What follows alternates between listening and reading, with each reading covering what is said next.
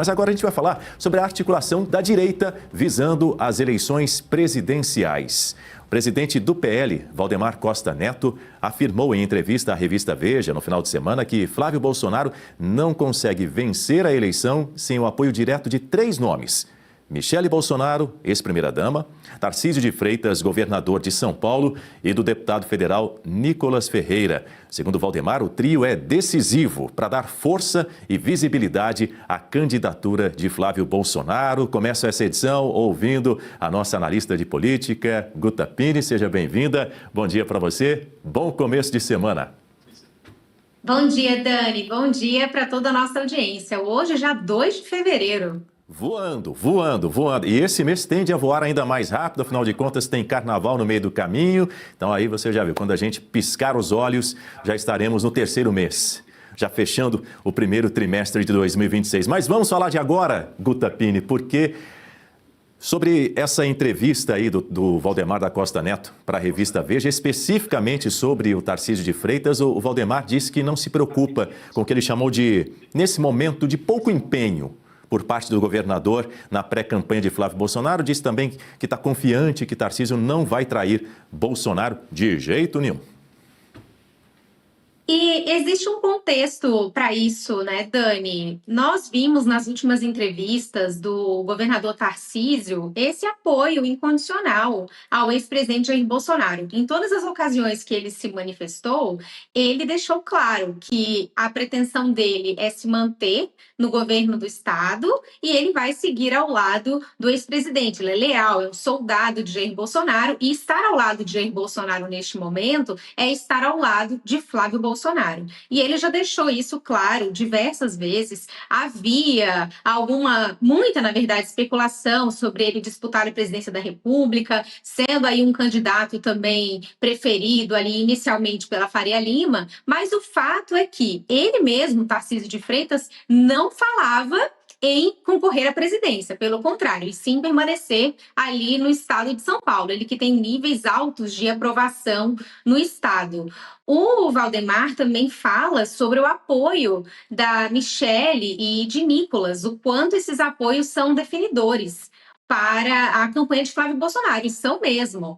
O Valdemar fala da influência que a Michele Bolsonaro tem ali com o público feminino, e o próprio Nicolas Ferreira, que é um fenômeno na política moderna do nosso Brasil. Então, são apoios realmente fundamentais a esse nome, Flávio Bolsonaro, que é um senador da República, tem o sobrenome Bolsonaro, mas ainda é desconhecido de muito do eleitorado, até porque, enfim, a atuação ali mais restrita no Senado da República, mas com esses nomes fortes no seu entorno, como o Tarcísio, o Michele e Nicolas, ele tem tudo para decolar nessa campanha.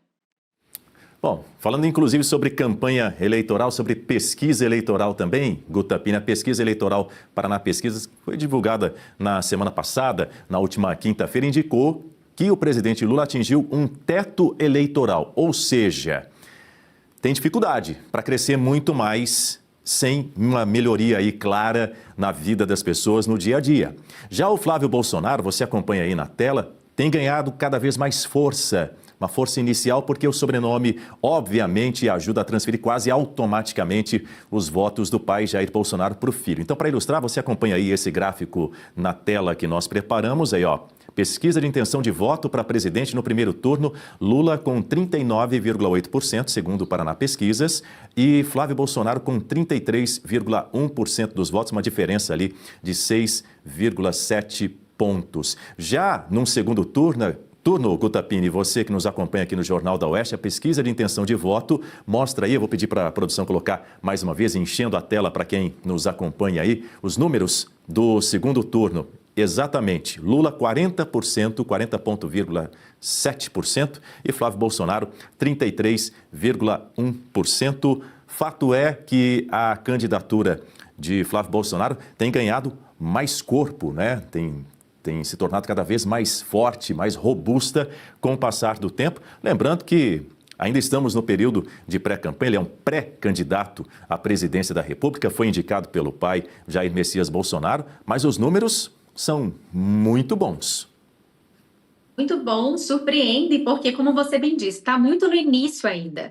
E já na primeira pesquisa lá atrás, quando ele já era o candidato oficial de Jair Bolsonaro, ele já mostrava ali uma arrancada. Isso tem sim muito a ver com esse público bolsonarista, que tem essa transferência mais imediata dos votos, mas tem esse espaço ainda de crescimento com aquela direita que não se considera bolsonarista e também algum eleitorado ali do centro. E aí, justamente, esse apoio de Tarcísio, que acaba falando com esses dois públicos, uma direita não só bolsonarista, mas também uma direita que não se considera bolsonarista, e com o centro, esse apoio tende a atrair esses votos para Flávio Bolsonaro. A campanha só vai começar ali mesmo a partir de agosto, até lá muita coisa vai acontecer, mas já surpreendem esses números. Então, até porque o adversário de Flávio Bolsonaro dessa vez, que é o Luiz Inácio, é o presidente da República, ele tem a máquina na mão, ele tem muitos recursos para conseguir alavancar essa sua candidatura à reeleição, mas o fato é que os números do governo Lula, eles são muito ruins. Nós devemos falar mais ali na frente sobre os déficits desse governo, mas o fato é que toda essa performance ruim do governo, ela reflete no bolso do brasileiro, ela reflete no dia a dia, na dona de casa, do motorista, dos professores, enfim, do dia a dia, das pessoas do dia a dia.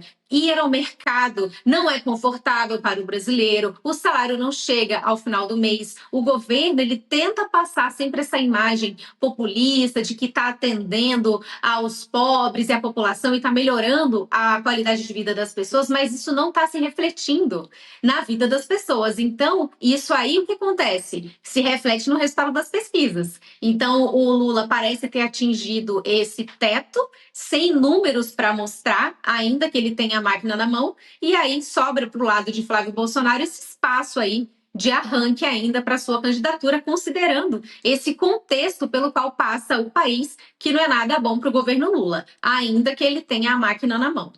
Na semana passada, na segunda-feira, saiu uma pesquisa de uma empresa mexicana, Altica Research, divulgou alguns dados resultando em num possível cenário de segundo turno, onde Flávio Bolsonaro venceria Luiz Inácio Lula da Silva por 48%, com 48% dos votos contra 47% dos votos nessa primeira avaliação.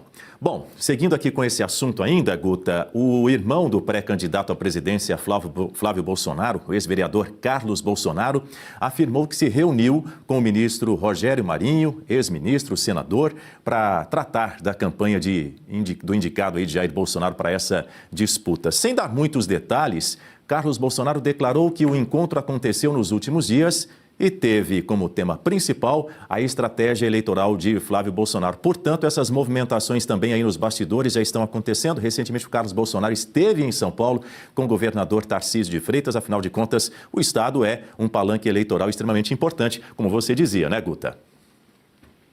Exatamente, e essa escolha pelo Rogério Marinho, o senador Rogério Marinho, ela não é aleatória, Dani. Ela é uma escolha estratégica, ele é um senador do Rio Grande do Norte. Então, veja, o Nordeste é uma região desafiadora para a direita, ali é um reduto petista, um reduto esquerdista.